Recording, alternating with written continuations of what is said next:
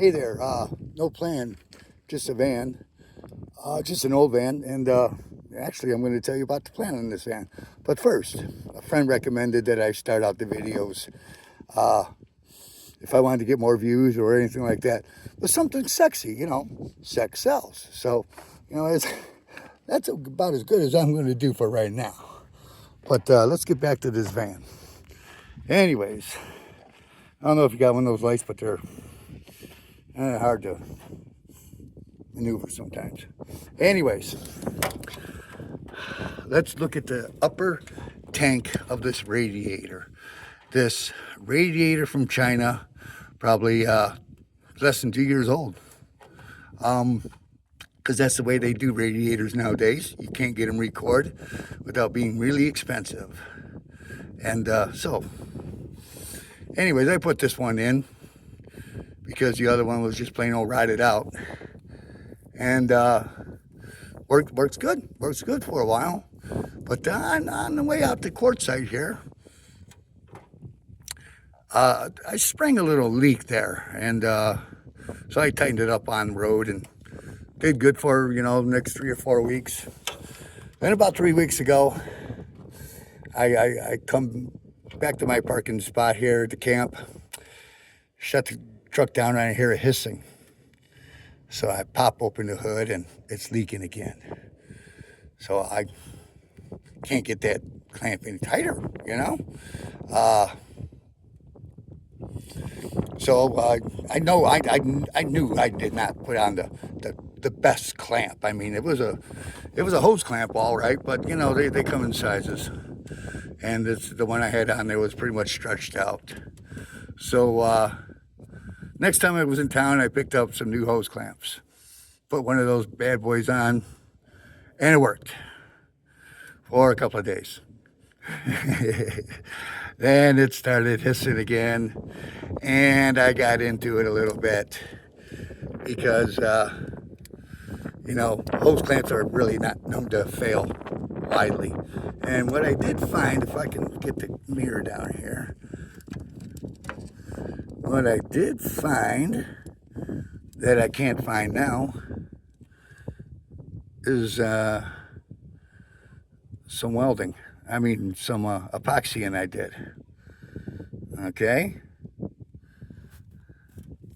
Because I found a crack in that tank. Now, there it is. It's there. Take my word for it, it's there. Anyways, put about an inch worth of epoxy on there. A couple of C-clamps, hose clamps, sorry. And I'm going for it. And, hey, look, it's going to happen again. It's going to crack somewhere else. So I do see another radiator in my future. This time I'll buy a good quality one. In which, speaking of good quality, next to that distributor, on this 351 Windsor, is a control module. And these are known to go bad. Really, really. It's one of the things that you change. That's a control module. As you can see, it's a good one. Not made in China, but I did notice on the label here that